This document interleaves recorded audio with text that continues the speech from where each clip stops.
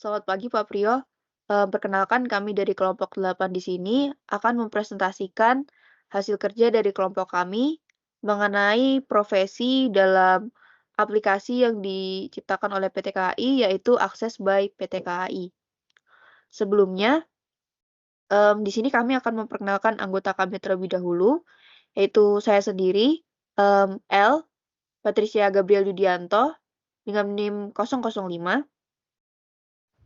Dan saya Dimas Aksel dengan NIM 080. Saya Muhammad Juga Aminuddin dengan NIM 106. Saya Gadis Parmadani Arsa Putri dengan NIM terakhir 177. Oke, untuk definisi KAI Akses akan dijelaskan oleh Gladys. Berikutnya ada definisi dari KAI Akses. KAI Akses atau Akses by KAI adalah sebuah aplikasi resmi berbasis web berlisensi gratis yang berfokus pada pelayanan dan pemesanan tiket kereta api yang dikelola oleh PT KAI. Aplikasi ini dirilis pada tanggal 4 September tahun 2014 dengan nama KAI Akses. Saat ini tidak hanya melayani pemesanan tiket jarak jauh dan menengah, namun juga komuter, layanan hotel, logistik, dan sebagainya yang dibantu oleh anak perusahaan PT KAI. Berikutnya ada anak perusahaan dari PT KAI. Yang pertama ada KAI Service, yang kedua KAI Bandara, yang ketiga KAI Komuter, yang keempat KAI Wisata, yang kelima KAI Logistik, dan yang keenam KAI Properti. Oke. Berikut adalah profesi sistem informasi pada aplikasi KAI Akses. Nah, profesi di sini adalah profesi di bidang IT. Di antaranya ada sistem administrator, UI UX designer, network engineer, software engineer, dan quality assurance. Dan di sini kita akan menjelaskan masing-masing dari profesi yang ada di sini. Untuk selanjutnya, sistem administrator akan dijelaskan oleh Yoga. Oke, di sini saya akan menjelaskan sistem administrator. Untuk pertama-tama, sistem administrator adalah seorang yang bertanggung jawab untuk mengelola, memelihara, dan mengoperasikan sistem server. Nah, untuk tugas dan tanggung jawab sistem administrator itu, kami di sini ambil 5 poin. Yang pertama, dia memastikan sistem komputer di PT KAI beroperasi tanpa gangguan dan mencapai tingkat stabilitas yang optimal untuk mendukung operasi perusahaan. Yang kedua, sistem administrator bertanggung jawab atas instalasi, konfigurasi, dan pengelolaan perangkat keras dan lunak di lingkungan PT KAI termasuk server, jaringan, dan aplikasi bisnis. Kemudian menyediakan bantuan teknis kepada pengguna dalam mengatasi masalah terkait jaringan, komputer, dan software untuk memastikan kelancaran aktivitas operasional sehari-hari. Kemudian ada merencanakan serta mengimplementasikan pembaruan sistem secara berkala untuk memastikan keamanan dan kinerja sistem tetap terjaga, sambil siap melakukan troubleshooting jika terjadi gangguan.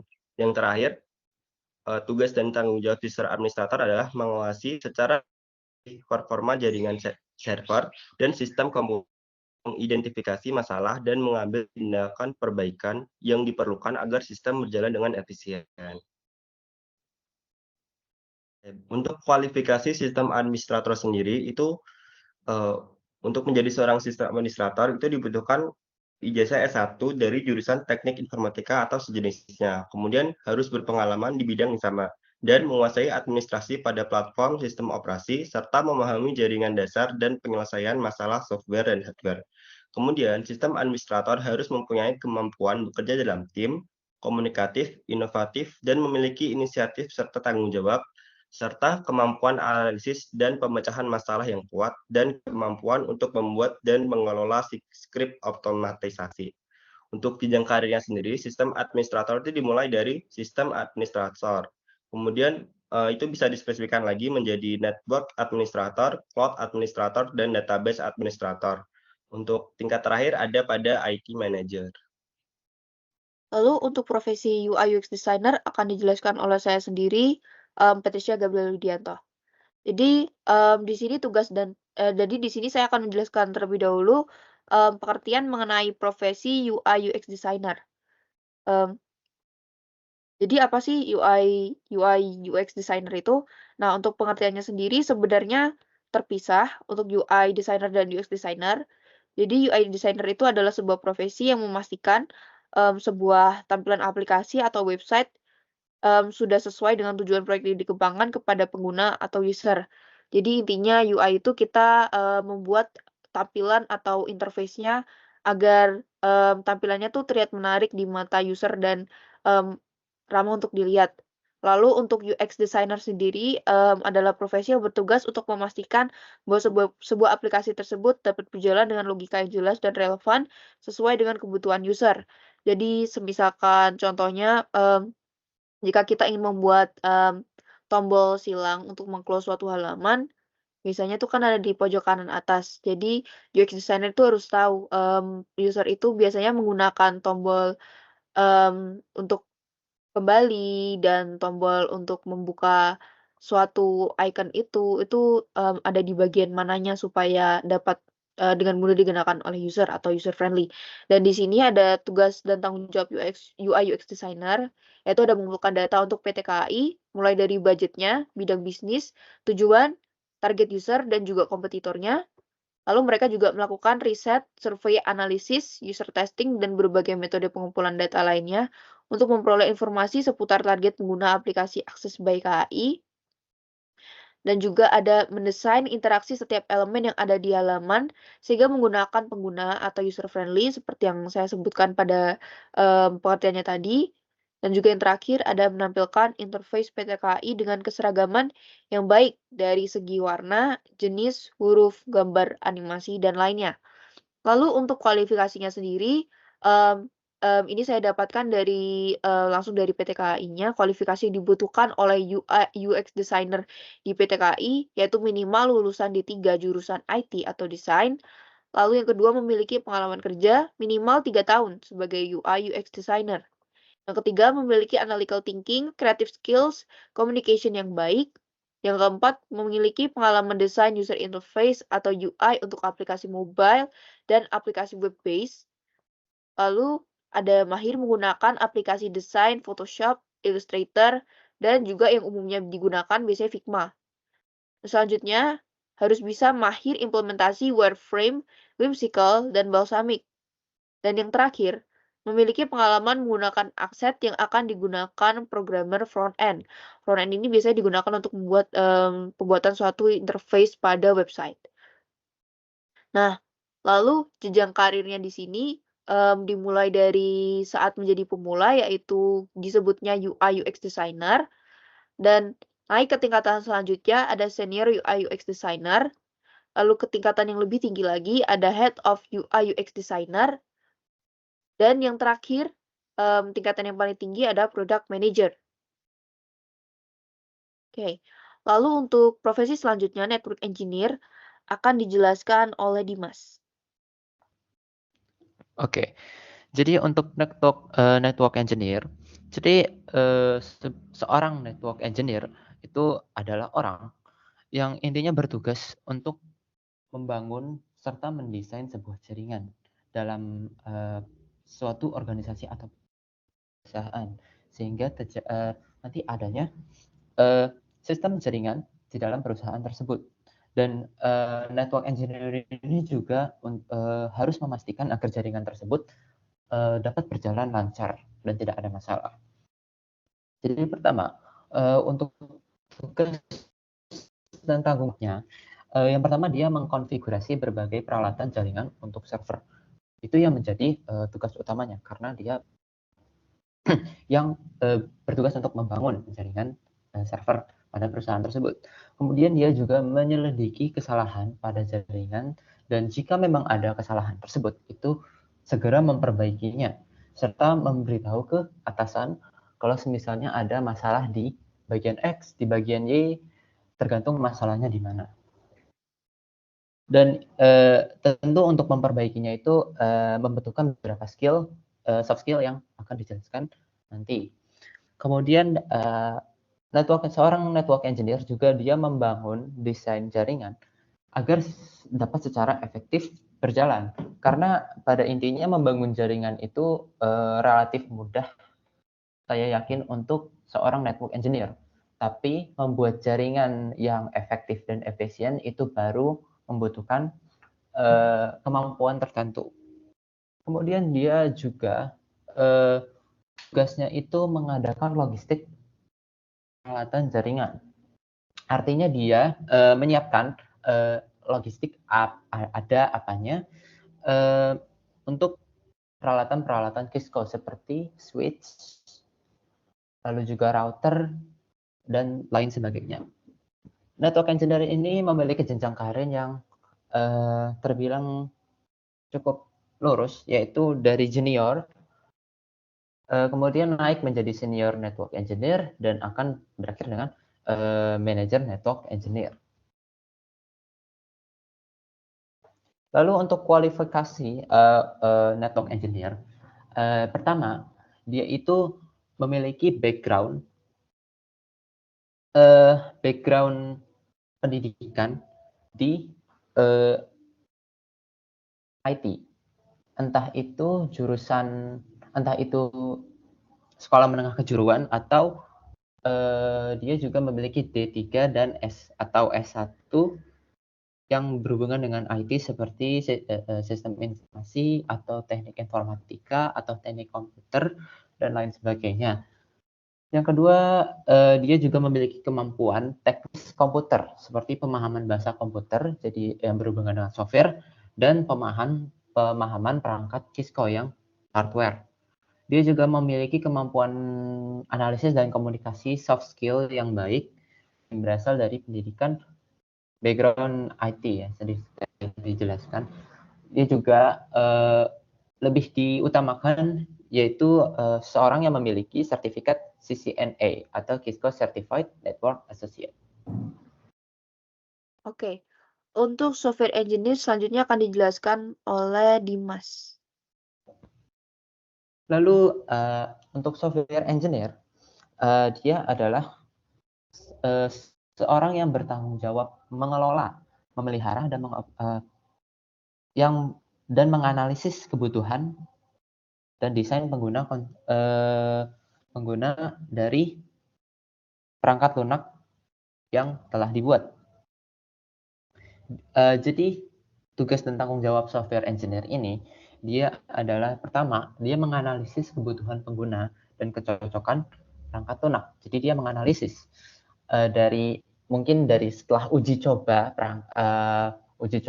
perangkat lunak atau aplikasi yang telah selesai dibuat, diuji coba, dianalisis apa yang dibutuhkan oleh pengguna, apa yang kurang, apa yang terlalu kelebihan, dan lain sebagainya. Kemudian yang kedua, dia mendokumentasi program untuk pelacakan kesalahan.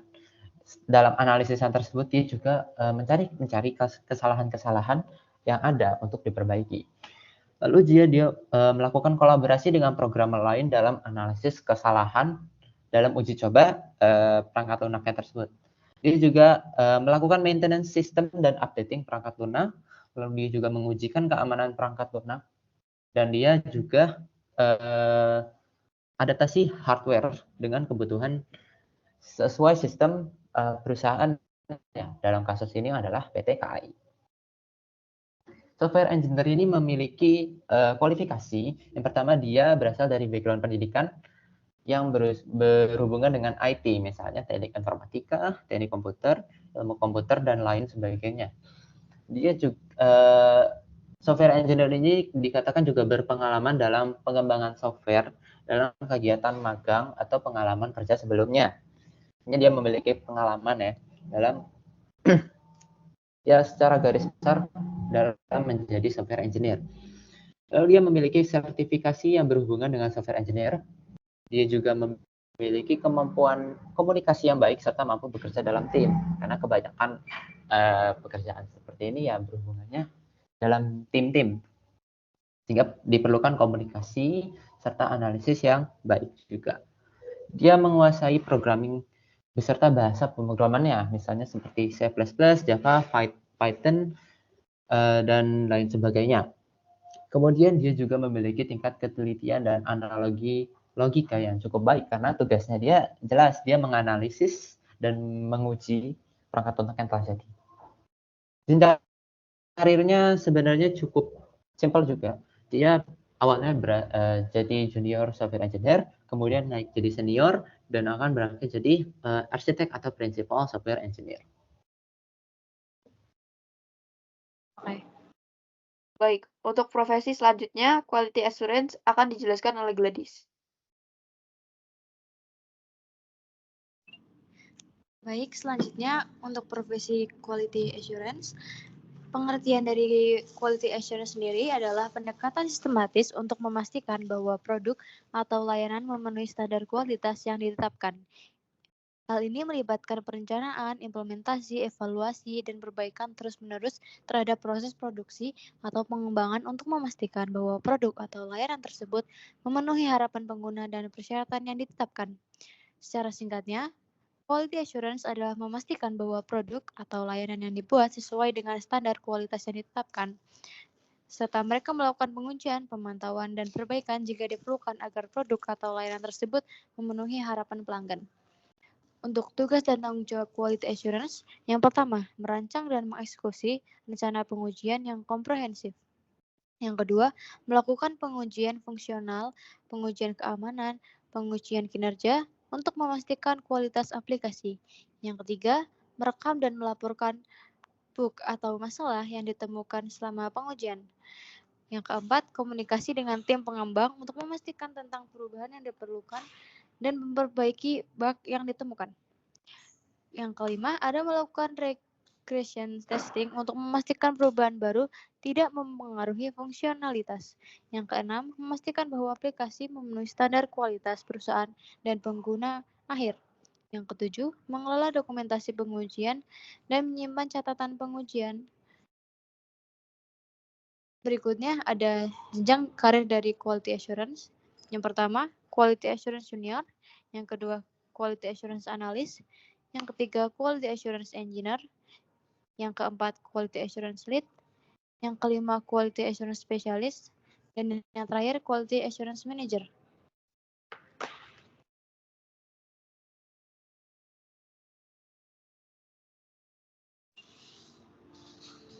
Selanjutnya, kualifikasi quality assurance.